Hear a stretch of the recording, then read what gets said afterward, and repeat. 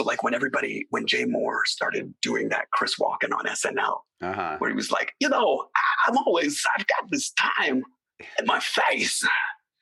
I started trying to workshop those smaller details. It was like, Justin, I find you to be incredibly attractive.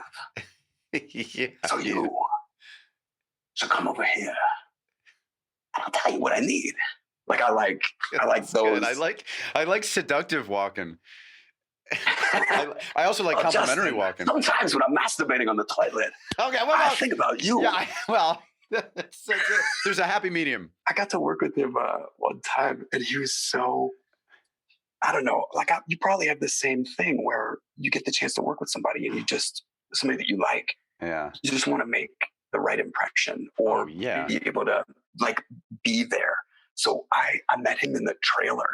And I was like, oh, hey, Chris, great to meet you. We're going to be doing that scene later. I didn't know if you had any thoughts about it. And he said, I think that Martians are real. And I was like, oh, first thing out of his mouth. I was like, okay, yeah, that's plausible. Do you want to run with that? And he was like, there's things we don't know. There's so much we don't know. And I was like, that's very fair. That's cool. So was this Martian related? Was the movie at all Martian related?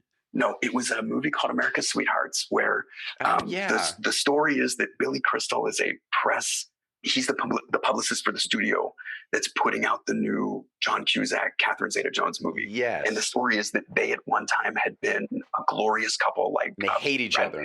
And Jennifer Aniston, and now they hate each other. Yeah. And it's this, Peter Tolan wrote the script with Billy. It was such a dark script. A very different movie, but a really, really fun with all of these awesome people. And I got to play.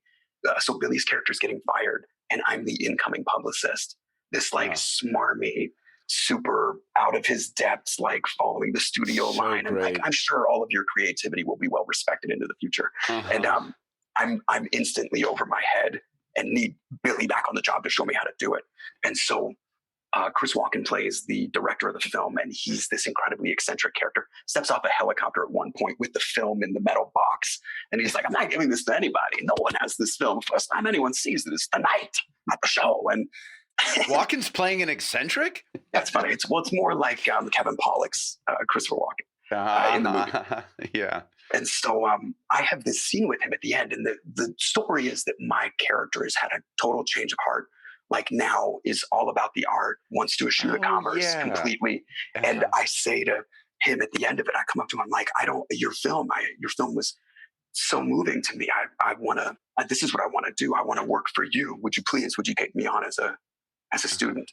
That's all the scene was supposed to be. And Joe Roth, who directed the movie, was like, just do whatever you want. And so, Chris and I had only met in the trailer. I come up to him in the scene, and he doesn't say a word for a minute. I go, would you take me on?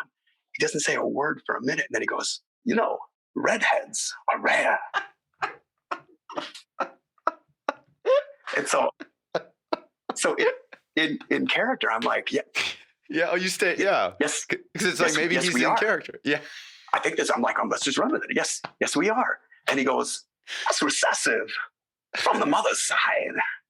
Oh, no. He says, baldness is recessive from the mother's side. And I said, your mother is bald? And he just goes like this. And that was all I needed. I was like, I got you. Joe Rothko's cut, that's in the movie. Oh, it is? Yeah, no kidding. That one take is in the movie, yeah. Redheads. What did he say? Redheads are rare. The redheads are rare. I love when he breathes through a line, like a word. Rare. That's so good.